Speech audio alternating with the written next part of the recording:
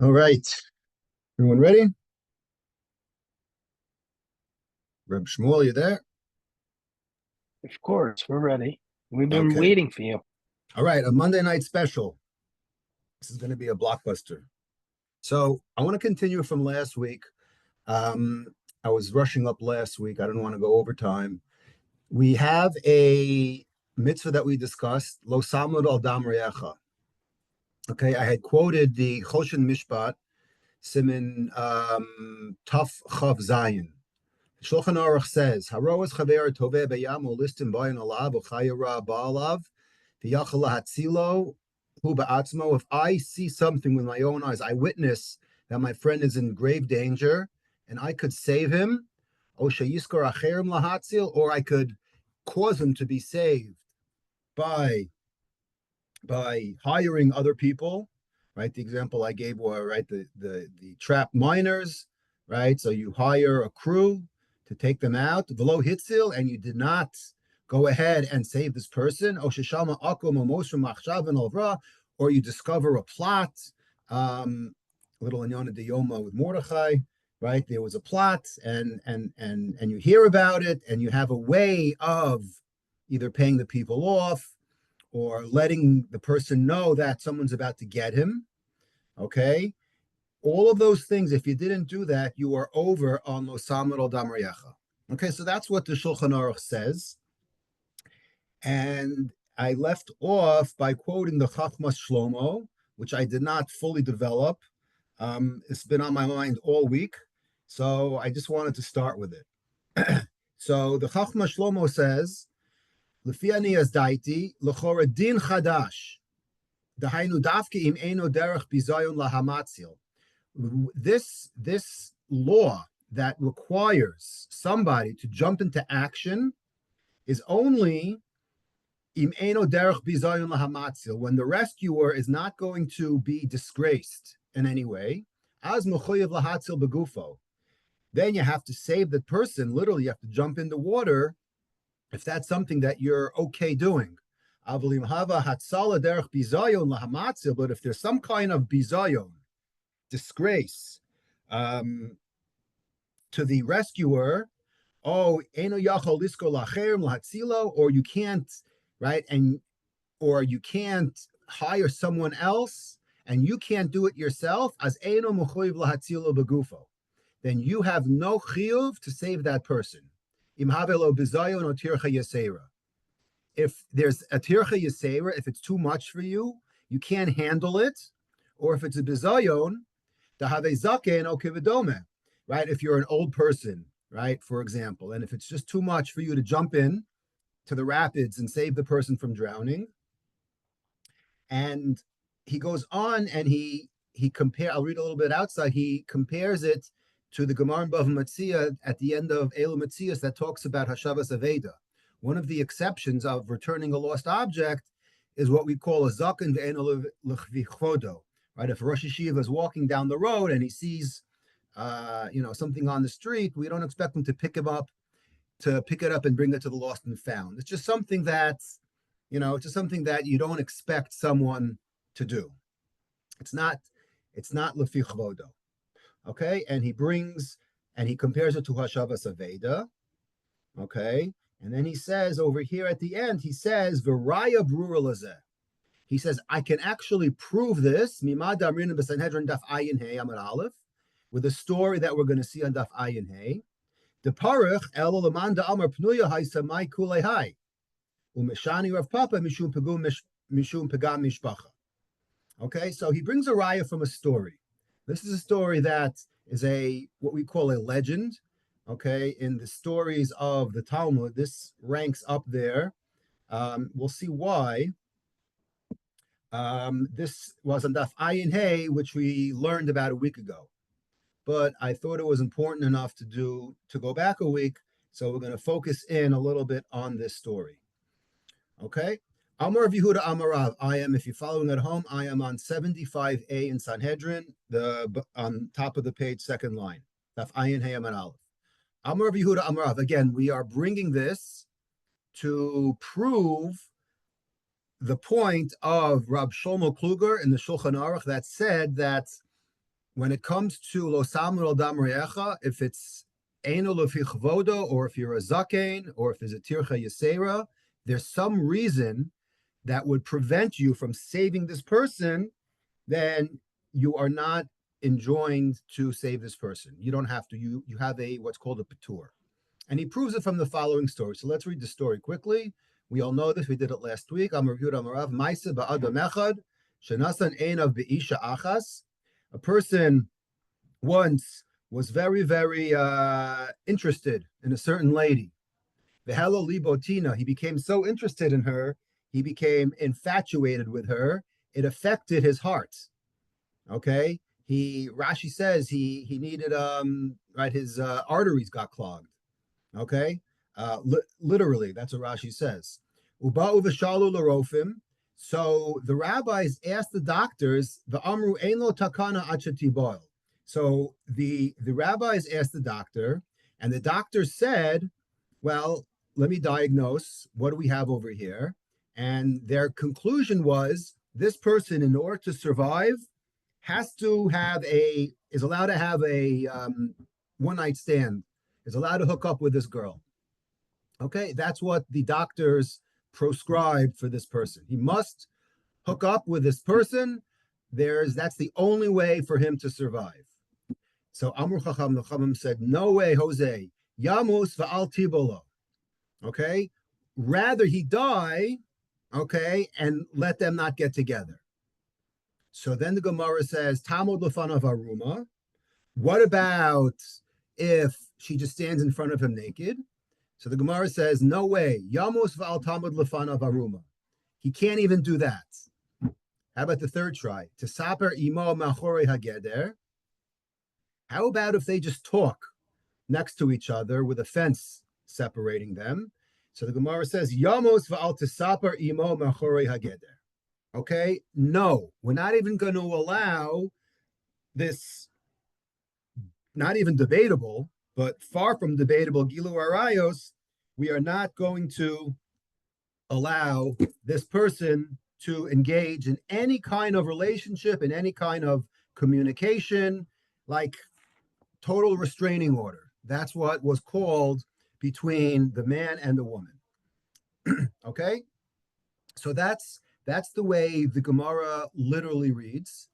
Okay, and the Gemara asks an obvious question at this point. Well, it doesn't ask it, but it brings up the following assumption. Pligi bar of Yaakov bar Idi Rav Shmuel bar Nechemia bar Nachmeni. There's a machlokas amuraim regarding the status of this woman. Meaning, that's the first question. Well, there are many questions. So let's just start off with the basic elementary question: is what was this woman? One opinion, Chada mar eshes ish haisa, v'chada mar pnuya haisa. One opinion was that she was a married woman, and one opinion was that no, she was single. Okay, so now let's plug into the story which narrative makes sense. Okay, which is a better narrative to follow. So the Gemara says, Bishlam olaman da'amar eshes ish haisa shapir.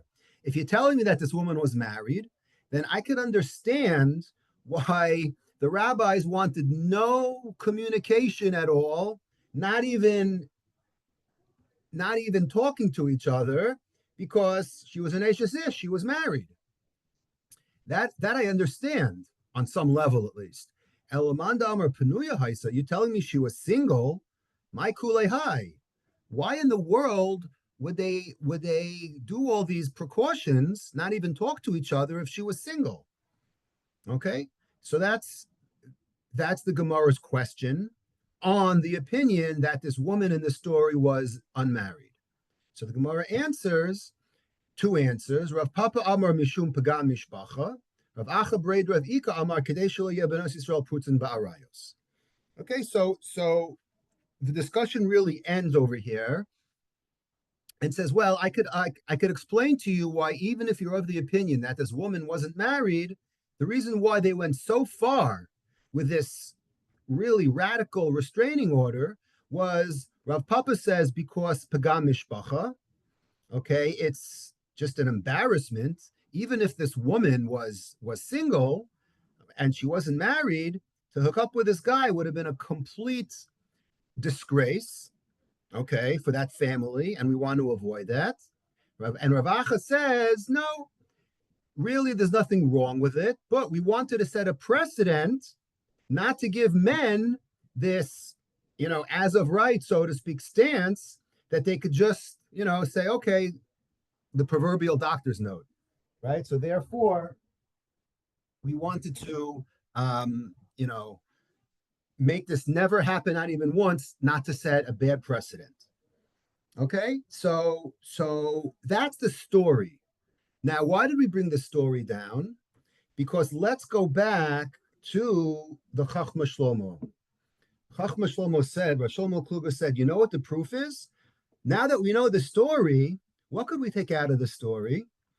He says, Vikasha. So Rav Shlomo Kluger asks a question on the story. Again, Atu Mishum Pagam Mishpacha Yamuzeh. So let's assume that she was single. And Rav Papa says the reason why, even though she was single, we forbade this union, even to talk to each other, is because it was a disgrace. So what? We're going to let this guy drop dead because it's a disgrace for that family, for that woman to be seen even in the backyard talking to this guy, right? So that's his proof. He says,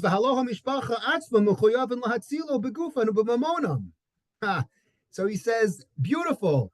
He says, this person is now in a situation of Losamel Dam Rayacha. This family, in this, let's just use twisted scenario, I'm being nice over here, and in this twisted scenario, has a din of Losamel Dam Rayacha. They have to rescue this person, right? Who's going to die if he doesn't communicate, hook up, whatever you want to call it, on some level with this woman. And yet, if we could conclude that there's a pagam mishpacha, we say, forget about it. Peturin. Okay.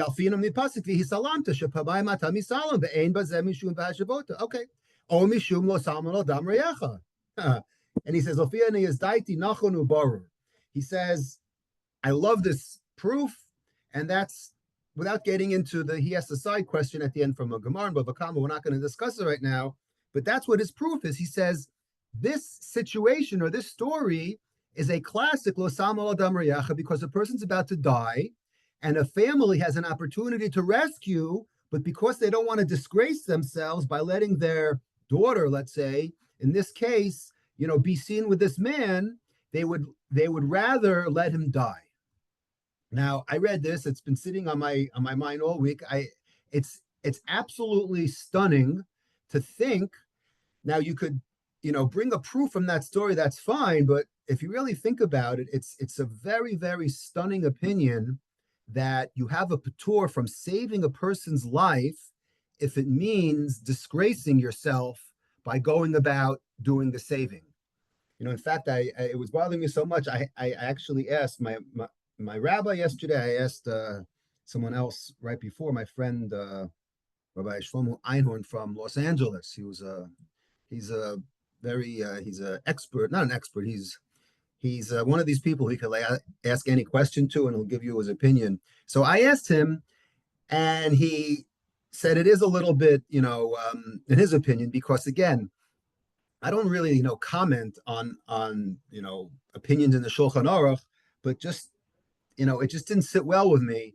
So his explanation was, we look at the person who is rescuing, and if they come to a point where their own life becomes in danger, right? That's the way you have to look at it in order to justify such a radical opinion like this. I think if your life is going to change dramatically by saving someone else's life, then it turns into a situation of you come first. Now, it's very easy to say that, but every situation has to be dealt with, differently. But it's just it's still stunning to me. Either way, you slice it. But nevertheless, we have this really radical sheet, in my opinion, about Losam al Dam Reyecha. But now that we brought up this story, I want to ask a couple of questions on the story. So first of all, the first question you have to ask is a diagnosis like this possible? Okay, I mean, again, this is, I call this a legendary Talmudic story because it's one of those stories where you read it and you start laughing, and all the Gemara critics, link it to other, Gemaras about, weird things that happen, and why we're wasting our time. Like, this is a really funny story about how a person's really going to die, right? If he doesn't speak to this woman. So, A, is this diagnosis possible? And B, there's a problem with the story in itself. The problem with the story itself is, after all, how credible are these doctors? Because it seems like they just got the diagnosis wrong. Meaning, what did they say in the beginning? They said the only way for him to live is for him to sleep with her. Then they're like, oh, actually, he could just look at her naked. Then they're like, you know what? Come to think of it, you know, they could just speak in the backyard. Like, what happened? How did they get it so wrong? So let's look at the second question first, because there's a couple of ways of explaining. So the Ian Yaakov, okay, who obviously dedicates his all, his, his sefer to the Agadah, actually brings this down, and he says, well, the assumption of your question is wrong. You read the Gemara like the doctors were saying it the whole time, right? If you look at the Gemara, it says, Elo takana, and to this. And then the next line says, well, maybe can't he just look at her naked? So our assumption was that was the Chachamim asking, right? Meaning the doctor said the first part, right? That this is what his takana should be, right? There's no other way. But if, according to the Yaakov, he says, Shaharofim amuraka sachelek harishon, she'im lo yivalena yamus, ela shachazal hem she'amur was a hemshech. The narrator of the Gemara is saying, well, what about plan B? And like, how about plan C? So it wasn't that the doctors retracted on their words, because then it would contradict them.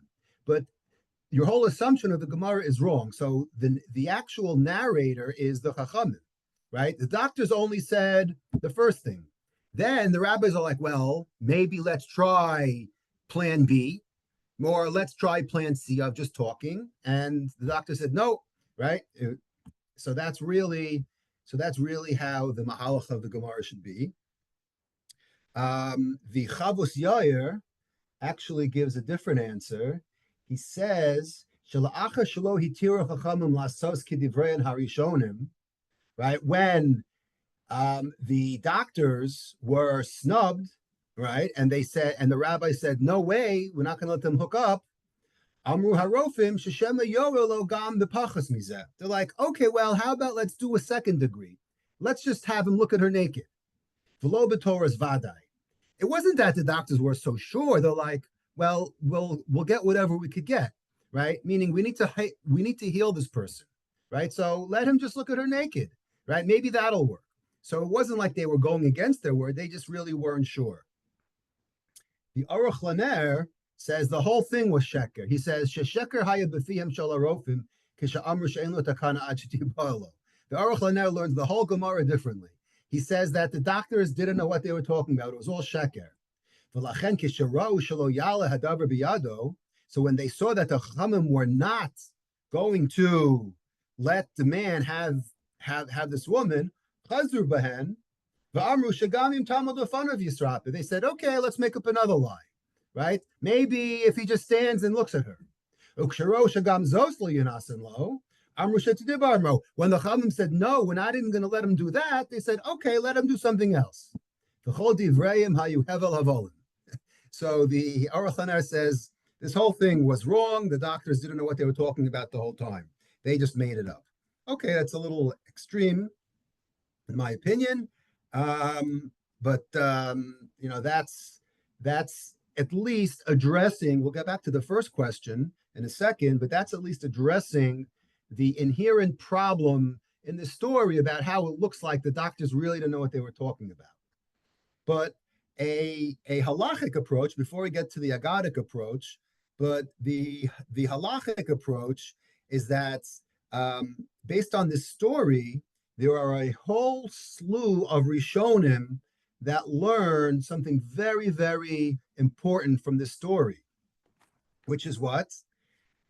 The opinion of Rabbeinu Yonah, the Baal HaMaor, the Meiri, the Ran, the Ramban, like real classic Rishonim, basically say that what we have over here is what we call an Avazrayu. Avazrayu is a fancy way of saying like a second or third degree. There's a concept of Gilu Arayos, okay? But then there's, some degrees off, okay?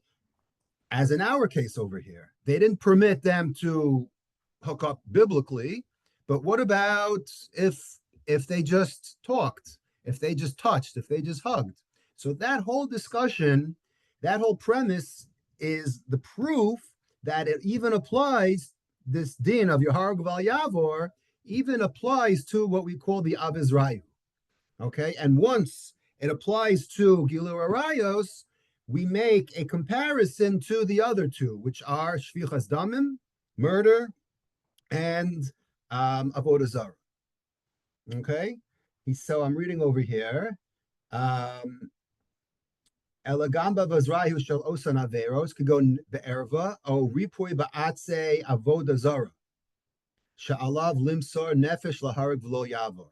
What if I'm told I have to do avodah zara, then I have to give up my life? What if I'm not really doing avodah zara?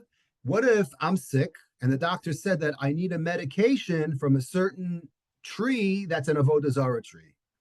That's not exactly serving avodah zara. It's what we call an avizrayu. It's a second or third degree, right? Removed. So how do we deal with that? So that is a very, very big machlokas. But like I just said, many, many opinions say that we could learn from here that even speaking, right? What did we say? Speaking in the backyard behind the fence, that's also forbidden. Sounds like what? An avizrayu is absolutely forbidden. Okay? There happens to be a couple of dissenting opinions because this Gemara appears in Psachim Daf Chav Hey, where it says, B'chol misrapin, chutz me'avodah zara, gilaraya shvichas damim. This parallel sugya that we spent last week learning about in depth of the big three appears in Psachim. And over there, what's also discussed is, what if you need a certain medication, like I just gave the example, and it has to come from an Asherah tree? Okay, again, you're not serving the Asherah tree, but the Asherah tree is saving your life. So or what if, for example, they say, the doctors say, you have to do a certain activity. You have to do an Avera on Shabbos. You have to wear shatnez in order for you to survive, right? Again, very, very unlikely. But the doctors said that wool and linen is the only way you're going to survive. So when it comes to life or death, we know that we do anything, except if it's the big three, right? So, but how far do we go? So that's exactly what the crux of this discussion is. The Tosfos in Psachim Daf Chav Hey, where this comes into play, says that, well, it depends. And Tosfos over here, I'm quoting, says, Shahadin she'ein misrapin batzei ashera, hura kashaharofe hamin, omer shaha'etzim acherim lo yervu. Tosfos says that Gemara that talks about whether or not you're allowed to get benefit from an Asherah tree in order to get medication to save yourself, that's only when the doctor himself says there's no other tree that's going to save you except for this, right? Only the Asherah has the special, right, homeopathic or whatever, some special recipe in this medication that's going to save your life, right? But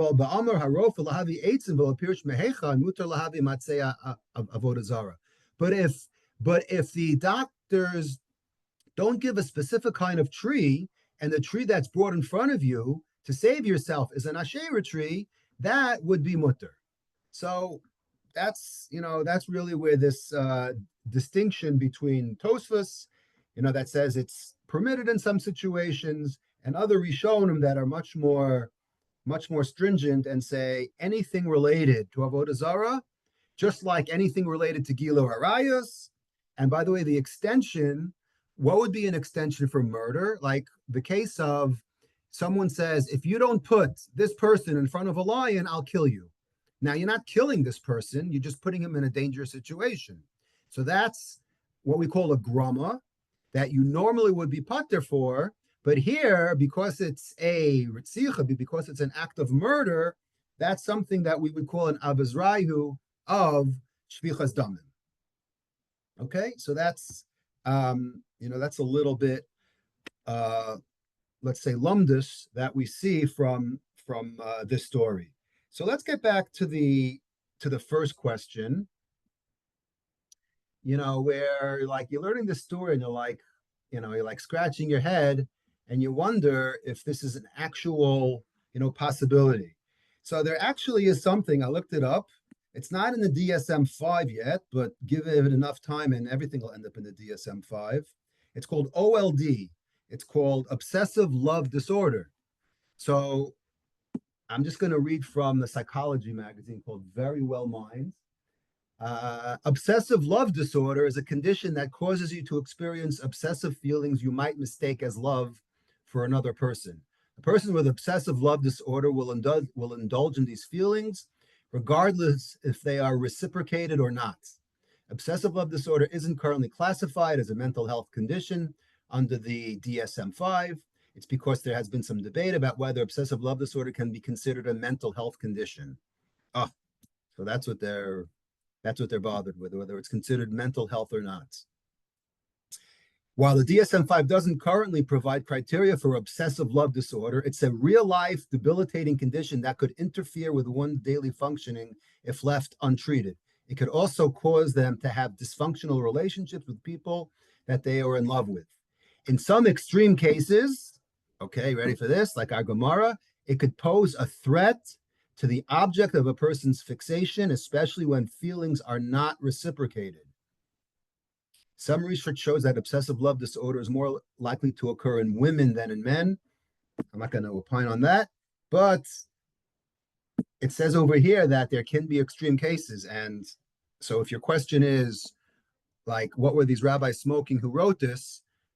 Here we see that, like usual, we always find scientific, psychological, physiological, we always find backup, thanks to Google. Right, but Bezalel, didn't it say the object of the fixation is going to be endangered? Right, Not okay. this, not the person Not the who's. person itself. Okay. I hear you. Okay, at least someone's But it could be listening. that the person's just lying there, like depressed and not Right, moving. right. Okay, so we have a proof from an article from 2024. Let's dig into the esoterica of a sefer I have never heard of until this week. This is a sefer called the Torah Samincha, written by, if anyone gets this, I'm going to retire. Shmuel, Rav Yaakov ben Hananel Sekili. Okay, rabbi in the 13th century, a student of the Rashba. He lived in Cordoba, Spain. In 1317, took an oath together with a friend to emigrate to the land of Israel within 2 years. He sold his possessions and prepared to go, but was prevented from going due to a report that Portuguese warships were on the lookout for Jews and Muslims at sea. Oh my God, does history repeat itself? Planning to plunder and rob them, right? Like the pirates. He ultimately settled in Damascus, where he served as a halachic authority. And he gave his weekly Torah, right? And he gave classes on the weekly Torah portion. There's a little biography on him. Okay, he wrote something in Parshas Mishpatim on I'm just going to read it. This is mind-blowing. Ubelo tachmod talui kol, he talks about lo sachmod, okay, a little bit.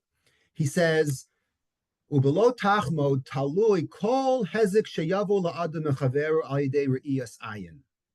Right, he's going to talk about the connection between lo sachmod, maris ayin, right, damage that you could cause your friend by wanting something so much, i.e. obsession, okay, and it translates into Maras Ayin, Kamosha Amru Chazal, like the Gemara says. Excuse me, if you remember way back in Bava Basra, the first daf. Remember this? Asur la Adam lamod al sadeh chaver b'shashi hi omedes b'komaseha. Right? If I could prevent you from staring at my wheat, because I could claim that you're giving me an ayin hara. Okay? V'hu adin, and here's where he gets going. Not only that, he says, V'hu adin l'chol davar nechmad l'mareh. I think he's quoting the right from the Eitz Hadas, right, in Parshas Bereshis. So this is not even to something like wheat. It's to everything that you want, everything that looks attractive to you. Sha'asur lehistakel bo ula'ayin ba'ayin ra. Right, you can't stare at it and give it an ayin hara. Mipnei shehu machale umashchis oso b'habatas ha'ayin, because you staring at it will destroy it. V'amru chachmei hateva. Here he goes. He says the chachmei hateva, sociologists, psychologists, scientists, people who studied nature in the 1300s, said the following. Right? Again, keep in mind this is almost 800 years ago. He's saying this. When a person is fixated on something, right, and is honed in on it, the nafsho kshurabo,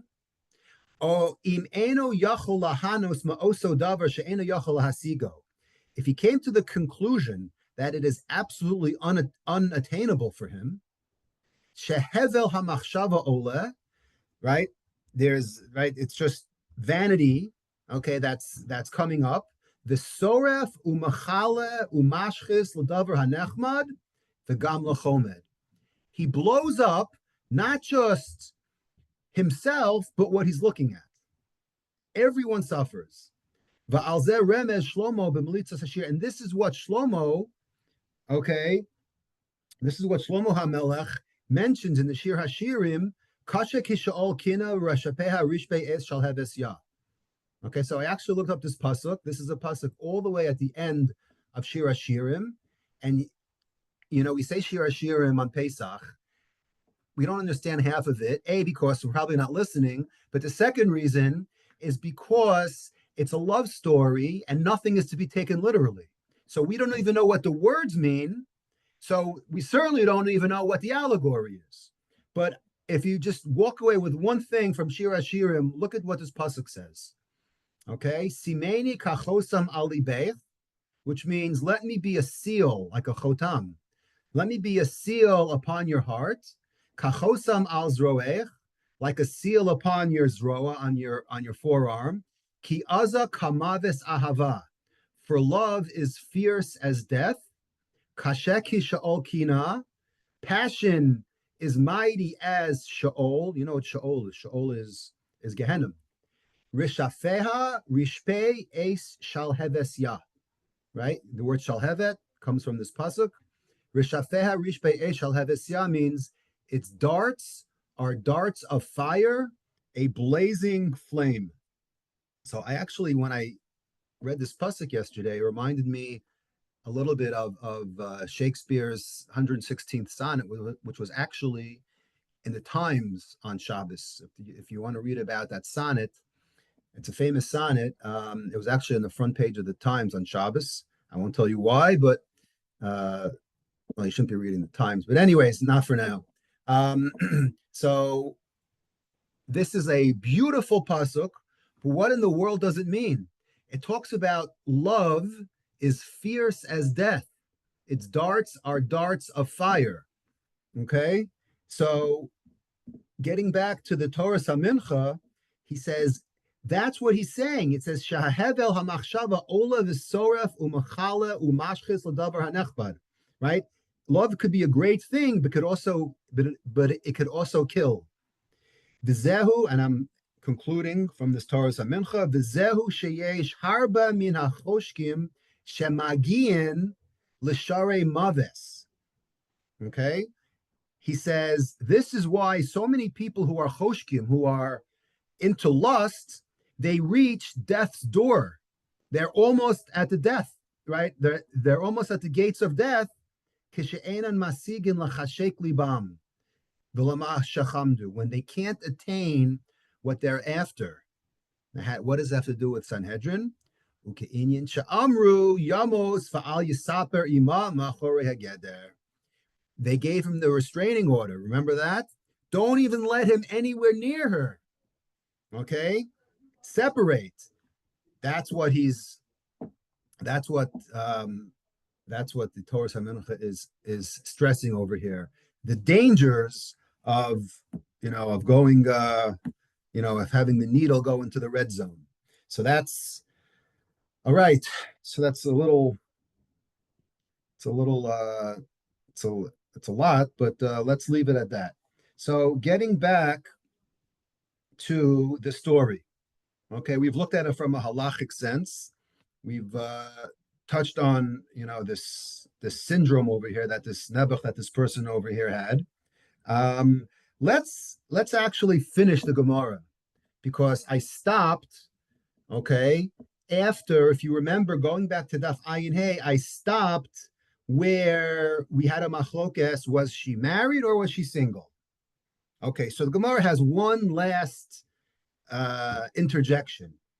It says, okay, the rabbis again forbade this person from having him to do anything with her. So there's one other solution, which is what? The linsaba minsav. Why don't we just let him marry her? Man, if she was single, right? Again, assuming that she was single. If she was single, then just let him marry her, right? That'll solve everything and he'll live. He won't die. So we say, lo misfadaite. Nah, that won't work either. He won't be satisfied. He won't be cured, says Rashi. Why not? Kedur Rav Yitzchak. Dam Rav Yitzchak miyom shachar beis hamikdash nitlatab bibia v'nitna la'ovre avera. The pleasure of intercourse was taken from the people who are kosher, okay, and it was given to the people who sinned. I don't want to really focus on that line. There's a lot to talk about, but basically the Yetzer Hara, which causes all of our, or most of our taivas for the negative, that's where the Ta'am Biyah was given to. Shenemar, meaning you only could enjoy it if there's a tinge of sin in it. Shenemar, because the pasuk says, "Mayim genuvim yimtaku v'lechem satarim yinayim." Stolen waters are sweeter, and bread that's in private is more pleasurable. Okay, so that's how, and Hadron Alach Ben Somer, that's how the perek ends. I just saw a side point. What does this have to do with Ben Somer More? So I saw a great vart, I forgot from who, right? Remember in the beginning of Ben Somer, it said, Nidan al Shem Sofo, Yamos Zakai, Va'al Yamos Chayev, right? We want to let him die when he's innocent. So that goes back to Yamos Va'al Tiboil, Yamos Va'al Talmud Lefan of Aruma. It's the same lashon. But that's just a point on the side that I thought was very interesting. So that's how this parak ends, by basically saying that he can't even marry her because he still won't be satisfied. He has to do it illegally. Legally, as they say in Yiddish, is no kunz. The only kunz is if he does it illegally, right? Because that's when you could really enjoy it the most. So I have to, at this point, compare this to another classic Gemara, all the way at the end of Nedarim. Very, very similar situation. Okay, if you thought this story had twists and turns, get a load of this one. I am at all the way the end of Nedarim, the last daf, 91b. Hahu noef ta'al, you might remember this, we did this daf yomi about 2 years ago. Hahu noef ta'al lagabe ta'hei inta. There was a noef, an adulterer, okay, who went into the house of a married woman, Asa Gavra. So the husband came home a little bit too early. Slut Noah Itzev Bekele Baba. The adulterer went and hid in the closet. Okay, classic TV scene. Have machtan tachle taman the tamun chivir. So the adulterer noticed that there were some vegetables lying in the house, okay, and the adulterer saw that a snake came, okay, and tasted it. Now we know that snakes and food are not a good mix, right? Because it could deposit its venom and it could be deadly, and if you eat it, you die. Okay, we don't have this concept of gilui now, but this is how it used to be. So the adulterer noticed this whole thing. So bo mari de tachle, below daita de insa. So what happened was that the husband came home. He wanted to eat from the vegetable without the woman, without his wife knowing. Amar lehu Noah. So the Noah barges out of the closet and says, "No, don't eat. Lo techla minham de tamim chavir. Don't eat it because the snake tasted." Wow, he won, right? So the Noah is not hiding anymore. So I mean, you could imagine the husband's like, "Who? Like, what are you doing in my house?" Meanwhile, the Noah just saved the guy's life, and in theory, right, he could win a Purple Heart for his valor. But the Gemara doesn't talk about that aspect. The Gemara, as it classically does, says, did he commit the act of noef or not? Meaning, did he hook up with a woman? Amar Rava in Sharia. Rava says nothing happened. Meaning, imisa da'avid isura, because if you think that this noef actually stayed in the house long enough to do his act, right? Would he save the person's life? Gemara says, no. If he really, right, says Rava, committed the act, then why is he saving the husband's life? He should let the husband die. Here it is, right? This is like a perfect, this is a dream for him. Now he's got the woman because the husband's not there anymore. And now, right, because murder and adultery are linked together in a pasuk in Yecheskel. In the 23rd chapter of Yecheskel, it says that those who commit adultery have blood on their hands. So, therefore, the Gemara says, if he really, really did the Maisa, right, of Niyuf, then he would have let this person, this husband, eat the vegetable and drop dead.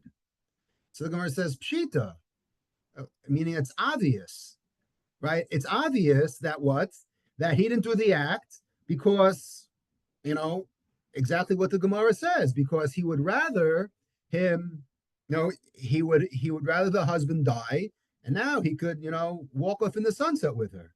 Gemara says, no, really, he did do the act. So why is he saving the husband at the end of the day? Because to him, he wants more of a challenge. The Gemara says possibly. Why? Because I would have thought, what? I would have thought that he would want him to live so he could have that thrill of that added Yetzirah of not only do I have her be'ither. To have her beheter, no big deal. It's not fun. I want a thrill, and I want her to be married. So the Gemara answers and says, no, Kamash Milan, right? We see from the story that no, that's not as Tosa says, Kamash Milan, the Noef Eina Yodeyazeh. The Noef doesn't know about this pasuk in Mishlei, and he doesn't really care. The Nichale Delamos, and he would rather have this man die, Kadeshi Se'ene B'Farhesia, so that he could marry her, right? B'Farhesia without any sin, and that's it. It would be his dream come true that he finally gets her now that she is a Almana. Great. That is how Nedarim ends. Okay, so what do we see from that story?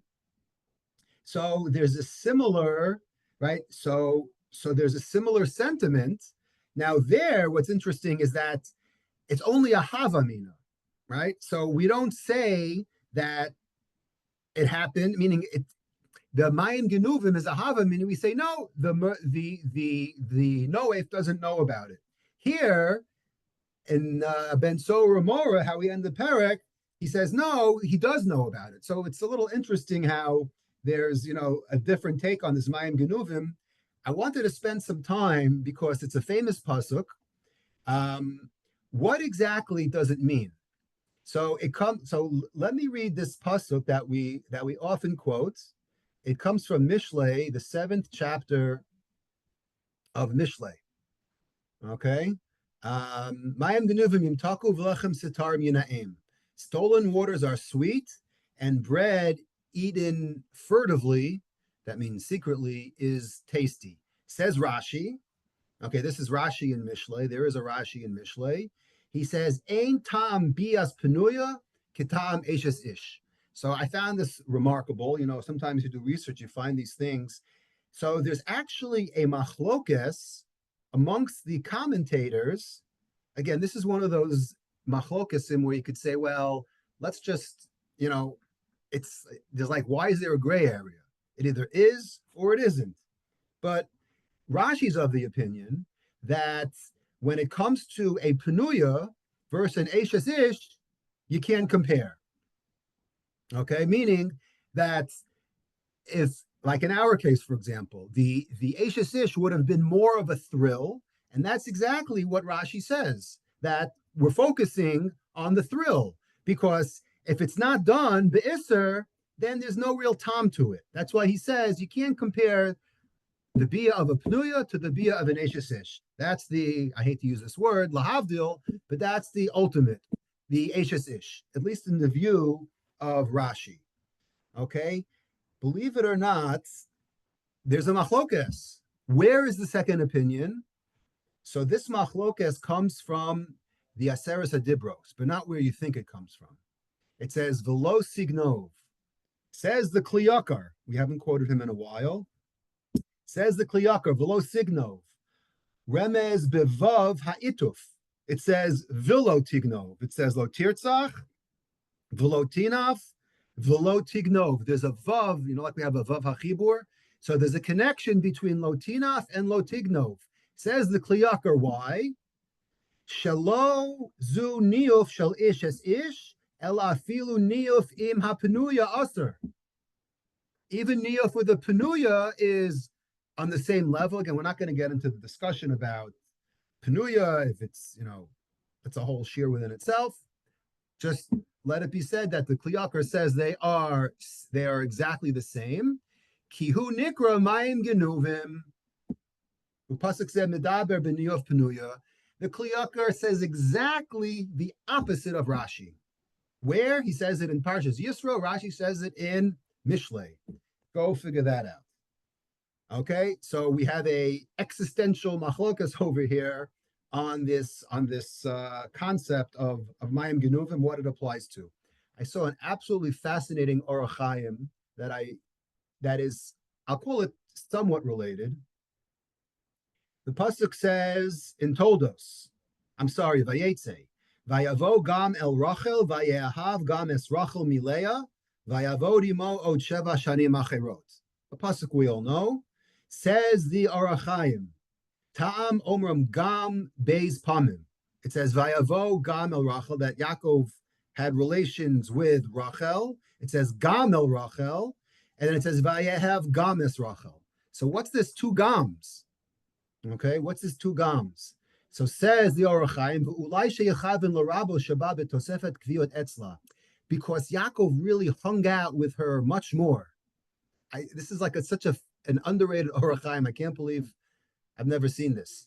He says, Shahaisu mitasu b'kvios etzel Rachel. He says, because Yaakov's bed, we all know, was found by Rachel. He liked her more, right? You were allowed to marry many wives, and it's natural to have a favorite.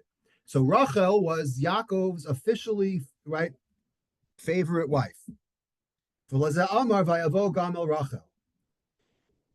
it says Vayahav Gamel Rachel.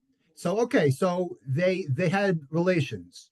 So why does it say Vayahav Games Rachel? Piresh Milvad Tosefet Ha'amur Od Hosef La Shahava Yoter Mileya. Not only did they have relations more, but he actually loved her more. Well, wouldn't you think that to be true? Says Orach Chaim, no. And like comedians could go on about this. That's what I find this so, there's like a tinge of humor in this Orach Chaim. You'll see why. V'timtza ki kafi hateva, great words coming up. Hahatmada tam'it ha'ava. When you're around someone so much, the love is not as heavy as it was in the beginning. Ukumosha Amar Akasav, like it says in Mishlei, Penyas biyacha v'sonacha, v'harchaka tolir hataiva, right? Absence makes the heart grow fonder, says the Orach Chaim. V'hu sod, mayim genuvim yimtaku. And that's what mayim genuvim yimtaku is, when you could do it the Isser and it's very hard to get, and it's uncommon, then the thrill is much, much greater. V'lezeh ramas hakasav ba'omer v'ayavo gamel rachel. It's to tell you, even though he was with her more, he still loved her. Because the Orach Chaim says, unfortunately, it's the opposite. When you're around someone so much, you get used to them, and it's hard to love them. Okay? There's a lot more one can say about this, but those are the words. Hahasmada tamid ahava. Okay, that's what we're going to remember from this Orach Chaim. Right? Hatmada, tamid. Right? Being someone around, when you're so familiar with someone, it leads to less love. Sally? But, yes, am I in trouble? No, I want you to back you up with something. I was just looking up because I have heard that couples who live together before getting married, they can live together 3 years, 5 years, 10 years, and they're great. And then they get married and they get divorced. Very big prevalence of divorces after cohabiting. Okay, very good. So we have, I guess the Orach Chaim knew what he was talking about 600 years ago. Okay, now I saved the best part for last, because we finished the story in Sanhedrin, we finished the Perek, Mazel Tov. Okay, but there's one piece that's missing. Okay, what's missing is, as the famous radio host Paul Harvey would say, so what's the rest of the story? By the way, Paul Harvey, you should all know who he is. I grew up listening to him. He was a talk show host. He began his newscast during the Second World War and then premiering it as its own series on the ABC radio network. The rest of the story consisted of stories presented as little known or forgotten facts on a variety of subjects, with some key elements of the story held back until the end. The broadcasts always concluded with a variation on the tagline, and now you know the rest of the story. Okay, how do I apply that to the end of Ben Soru More? Because we don't know what happened to this person, Nebuch, right? Did he survive? Did he not survive? So most people say, okay, who really cares? We're here to learn Avazrahu, all these halachic discussions about yes, no, but wouldn't it be nice to know whatever happened to this person? So the only way we're going to find out what happened to this person is we have to go back all the way to Daf Lamed Aleph Amud Beis in Sanhedrin. Okay, we had this about 50 days ago. If you remember, at the end of the third Perek, there's a discussion that's not really important for now. The discussion was about jurisdiction, and if there's a Tovea and a Nitva, whose court do you go to? The plaintiff's court? Do you go to the defendant's court? And the Gemara over there says this following: Shalchu leila Mar Ukva. Okay, the Chachamim sent a letter to Mar Ukva in Bavel. Mar Ukva lived in Bavel. He was the head of the Reish Galusa. And the letter said, L'dezaviv le kvar bisya shlam, ukvan habavli kabel kadmana, which basically means, to he who has light upon him, like Moses, who was called the son of Bitya, shalom. And the letter went on, that's how it was addressed, like to give kavod to the Reish Galusa. And the letter continued, and it doesn't really matter what the point of the letter was, but it's a very strange way of describing Mar Ukva. So Rashi says, Let me open up the Rashi. Rashi on 31b. On the bottom says, what does this mean, Ladaviz le Kvarbisia? Says Rashi, Umatsati besefer Haggadah. Okay, it literally means light. Why are we saying that he was light? Rashi says, I'm reading from Rashi. This is not a Rishon. This is Rashi on Sanhedrin. Umatsati besefer Haggadah, Shahaya Mar Ukva Bal Tshuva. Mar Ukva, we all know Mar Ukva from the Gemara. There's a lot of stories, really fantastic stories with him in Maseches Ksuvas, if you remember. But he was the head of the Reish Galusa. He was a Baal Tshuva. What's his story? Shenasan Einav Be'isha Achas. He was interested once in a woman, V'hel Liba Tino, and he got sick. His arteries got clogged. Sound familiar? V'nafal B'choli, and he got sick. V'eshes Ishaisa, and this woman was married. Liyamim Nisracha Livos Mimenu. At the end of it came a time where, as chance would have it, she needed to borrow money from him.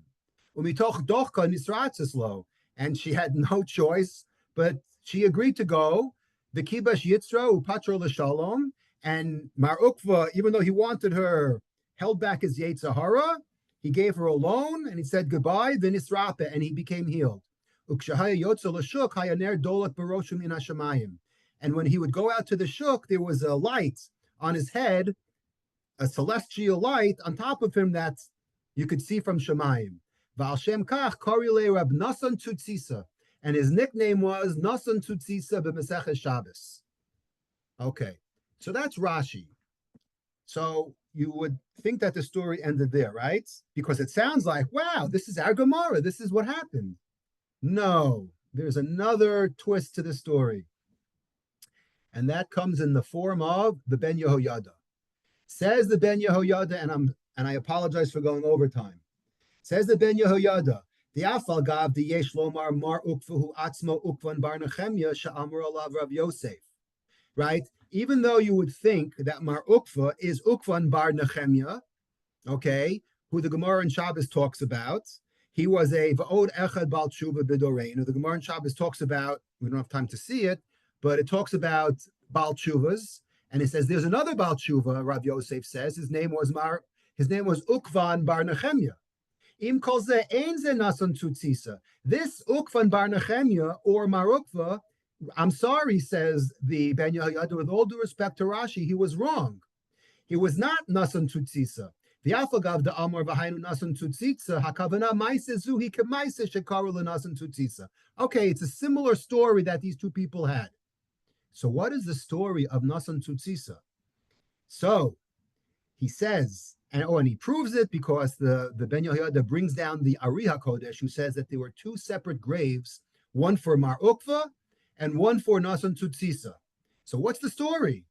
So the story is, he quotes the Ran.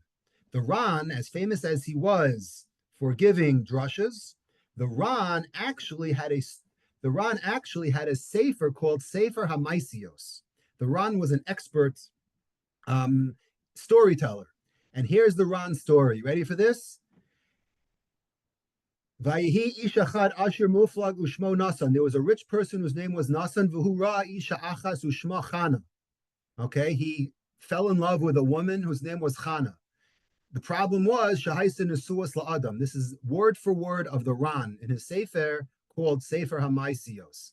He fell in love with a woman named Chana, who was married. Ach Nasan ma'od ratza nasa es Chana leisha. Nasan wanted her so much. Umerov sheratza lisa es Chana nechlash v'nechtla ma'od. He became violently ill because he was so obsessed with this woman. V'yamru harofim, and the doctor said she'en lo takana lehisrape ele im yisa es oso isha. Sound familiar? He has to marry Chana or else he was going to die. Rabbeinu Chachmei Yisrael haru sheyamus oso adam machmas machlo v'lo yefshur lo linasa es oso isha be'iser. No way. We're not going to permit it. Kihu avon gilui arayos. It is exactly what we've been discussing for the last 60 minutes. Bayamim hahem ba'ala shalchana haya ani marod. So here's where the story takes a twist. Okay, as luck would have it, Hannah's husband was very poor, and he had a lot of creditors, and they would they would hack him for money. They put him in jail because he owed so much money. And Chana would weave all night.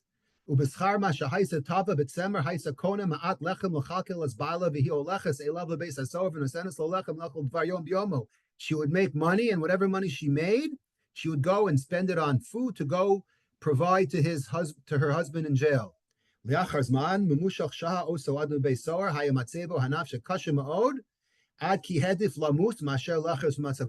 husband became so depressed, he was ready to die.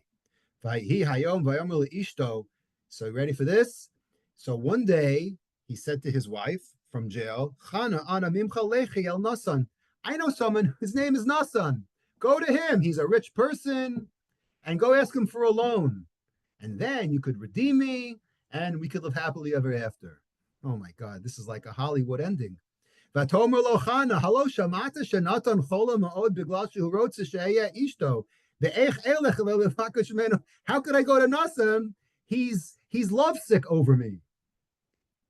Kasa Chana ma'od al baila, so she got so upset on her husband, and she went home. So Chana, after a few days, had Rachmanos, and she went back to visit him in jail. He tried again, b'dmot, crying. Go to Nasan and ask him for a loan.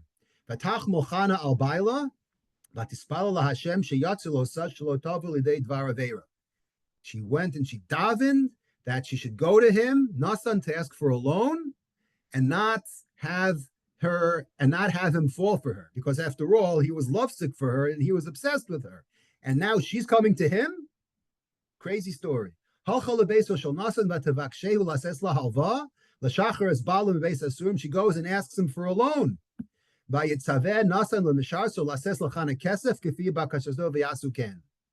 So he gave her money, a loan.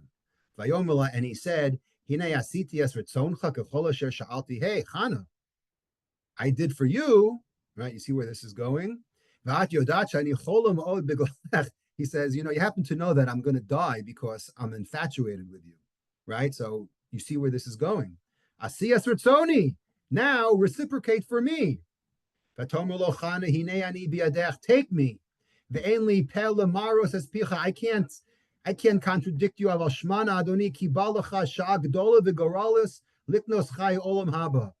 She took this opportunity for a moment of tshuva. He says, you have an opportunity to be kona olam haba in one moment. Don't blow your olam haba over 10 minutes of pleasure. You're a fine person. You do all kinds of gemilas chasadim. Don't blow it for 1 minute. As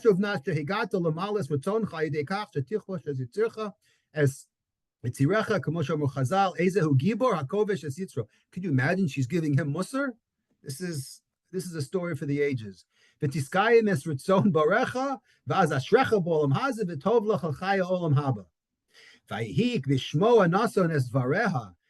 Nasan heard the musar speech from Chana, the one who he's lovesick over, Azar Chayil v'kamimitaso.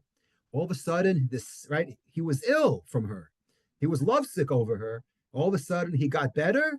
V'gar biyitzro v'yisnapa lifnei Hashem yisbarach, and he bent over to pray to God. V'yomer ana Hashem chaskeni achapam lichvosh es yitzri. Please help me overcome my yetzer. V'hadricheni b'derech hatova. V'hayasharu lefanacha v'lashuv b'tshuva shlema. V'lo evash bo'olam haza v'lo ekal m'olam haba. Azreini Hashem al dvar kvod shemecha. Wow. Okay. So that's the end of the story, almost. The punchline is that this person, Nasan, was a contemporary of Rabbi Akiva. Rabbi Akiva was walking with his Talmud, Vayashkef, and Rabbi Akiva one day looked and he gazed, Vayar Ish Rochav al Sus, a person riding on his horse, Asher al Rosho or Gadol. there was a light, there was a fire on his head. Umazir kezohar harakia, as shiny as the Zohar harakia. Vayishal echad mitalmiv, and Rabbi Akiva asked his students, Mihu zeh harochav al asus? Who's this person on the horse?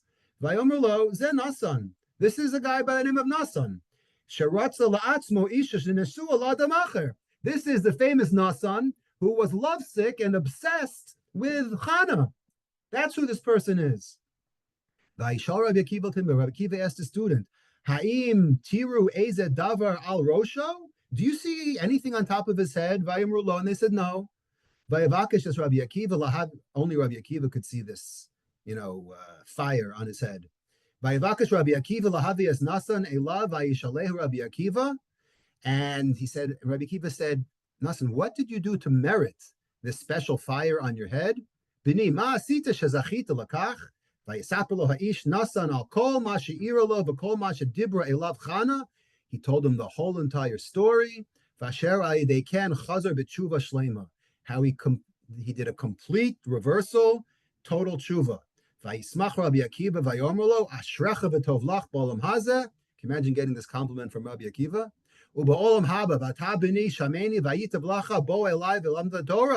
Now you could learn Torah with me, said Rabbi Akiva. Shetiska lin cholchaya olam haba. Uba nasan etzel Rabbi Akiva v'lama Torah mipiv. Beribos hatova v'zachal l'chaim nitzchin ba'olam ha'emes ashra v'ashrei chelko. Wow. Okay, that is the story of Nasan Tutzisa, and that is the rest of the story to complete the parak of Ben Sora Mora about what happened to our lovesick man. Questions?